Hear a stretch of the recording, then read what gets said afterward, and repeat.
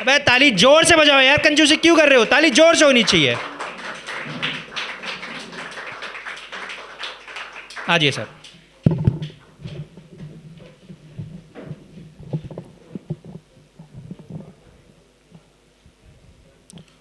यहाँ उपस्थित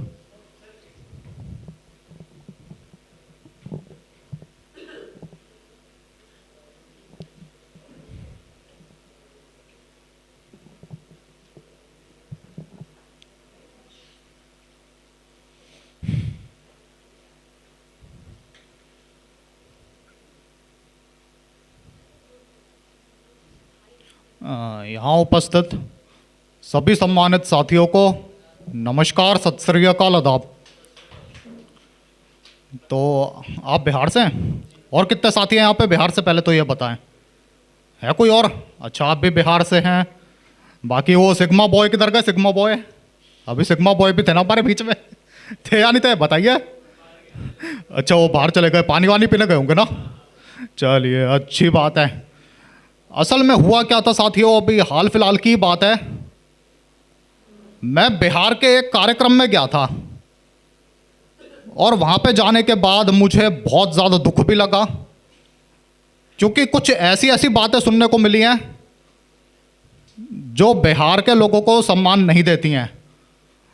जैसे कि वो दूसरी स्टेट्स में जाते हैं तो उनका मजाक उड़ाने का कार्य किया जाता है, ये सुनने में आया था मेरे को। और कई बार तो वो लोग अपनी आइडेंटिटी भी छुपाते हैं, और वही सेम हमारे यूपी वाले साथी भी यही करते हैं। जब भी वो दूसरी स्टेट्स में जाते हैं तो वो अपनी आइडेंटिटी छुपाने का कार्य करते हैं। मैं तो आप सभी साथीगण से यही कहूंगा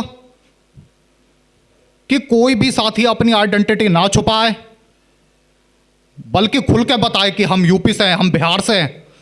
कोई ज़रूरत नहीं है डरने की। और मैं भी यूपी से हूँ तो मैंने भी खुद ने फेस किया है ये चीज़। आम तौर पे देखने को यही चीज़ें मिलती हैं, आप सब फेस करते होंगे ना, दूसरी स्टेट्स में जाते हैं तो।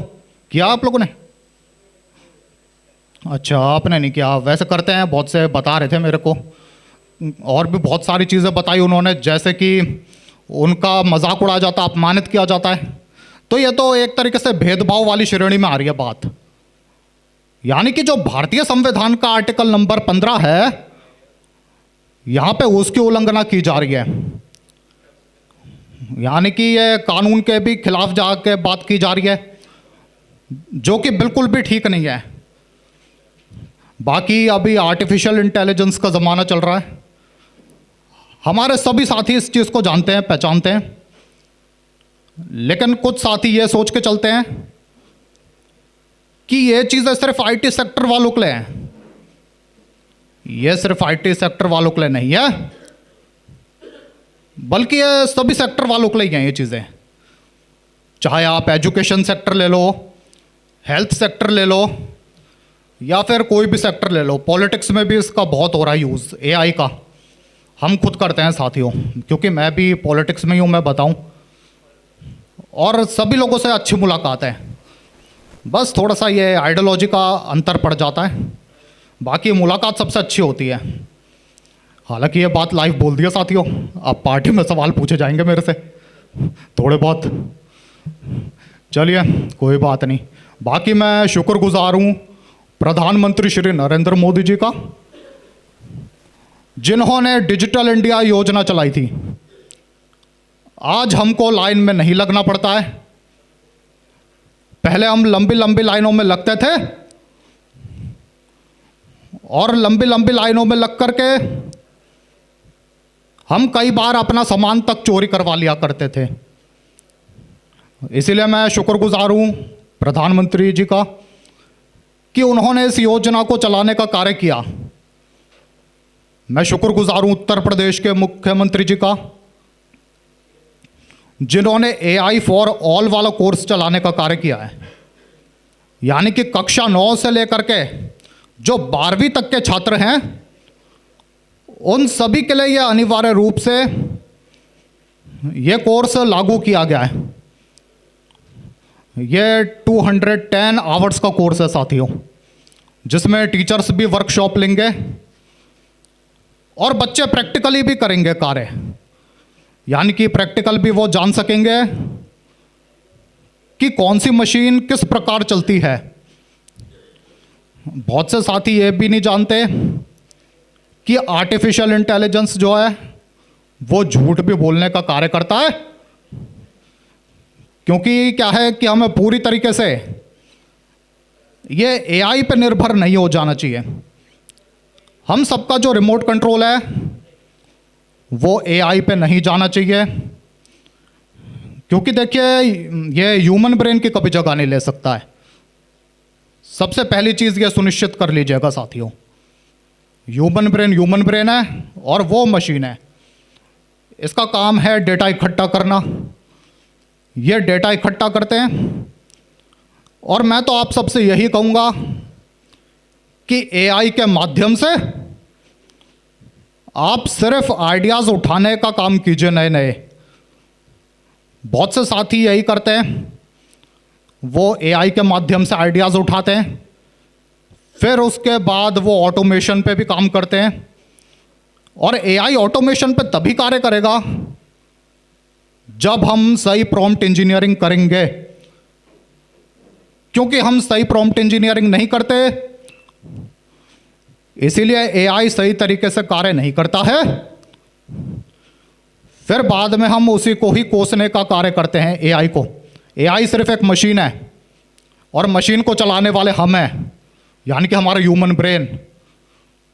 अब क्या है कि आपका जैसे कि मोबाइल एप्लीकेशन है, वो एक समय के बाद अपडेट मांगता है, और जब तक आप उसे अपडेट नहीं करते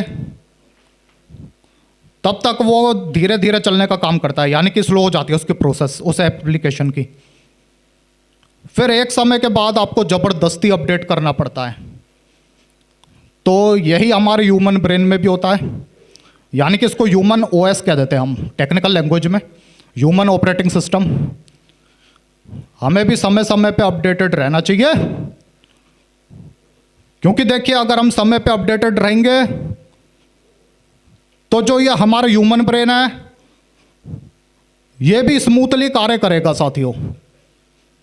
हमें स्मूथली इसको कार्यशैली की ओर लेके जाना है, और ये तभी लेके जा सकते हैं जब हम अपडेटेड रहें समय समय पे। खुद को अपडेट करना है समय समय पे सभी साथीगण ने। एआई को लेकर के अभी भी कोई जागरूकता नहीं दिखा रहे हैं साथी, और मुझे समझ नहीं आ रहा पता नहीं क्यों नहीं दिखा रहे। फ्यूचर टूल है ये। कईयों को यह भी नहीं पता होगा कि ट्रांसफॉर्मेशनल एआई और जनरेटिव एआई में क्या अंतर है। किसी को पता आप में से? मेरे को पहले ये बताइए, पता है? देखिए जो ट्रांसफॉर्मेशनल एआई है इसको ज़्यादातर बिजनेसमैन लोग यूज़ करते हैं, यानी कि डेटा एनालिसिस का कार्य करते हैं, और ये भी देखते हैं वो कि हमारा बिजनेस आज कहाँ को गया है, नए नए ट्रेंड्स निकालने का काम करते हैं, प्रिडिक्शन का काम करते हैं। और बाकी जनरेटिव एआई की हम बात करें तो उसके माध्यम से हम नए आइडियाज़ में बात करते हैं, इनोवेशन पे बात करते हैं, और साथ ही साथ ऐसी बहुत सारी चीज़ें हैं जिस पे हम बात करते हैं, जैसे कि अभी मैंने बताया ऑटोमेशन हो गया। ये सब चीज़ें जो होती हैं ये जनरेटिव एआई में होती हैं साथियों। इसीलिए कोशिश यही कीजिएगा कि जल्दी से जल्दी अपडेटेड रहिए, क्योंकि अब जो हमारे किसान भाई हैं वो भी धीरे धीरे करके ड्रोन फार्मिंग की तरफ आ रहे हैं। हालांकि कुछ आ भी रहे हैं, कुछ नहीं भी आ रहे हैं। अब हमारे किसान भाइयों को भी हाईटेक हो जाना चाहिए, क्योंकि ये जो ड्रोन फार्मिंग है इसके माध्यम से हम ये भी पता लगा सकते हैं कि कौन सी फसल बिल्कुल स्वस्थ है, हेल्दी है यानी कि, और कौन सी मिट्टी हेल्दी है या हेल्दी नहीं है, ये भी हम पता लगा सकते हैं। और किसानों की एक सबसे बड़ी समस्या रहती है, वो सबसे बड़ी समस्या कुछ इस प्रकार है कि उनको बारिश होने का हमेशा खतरा बना रहता है, क्योंकि देखिए जो बारिश है वो किसानों की फसलें बर्बाद कर देती है आमतौर पे, आप सब साथी जानते हैं, और वो प्रिडिक्ट कर देता है ये ड्रोन फार्मिंग जैसी चीज़ें। तो किसान इस चीज़ को लेकर पहले ही जागरूक हो जाता है।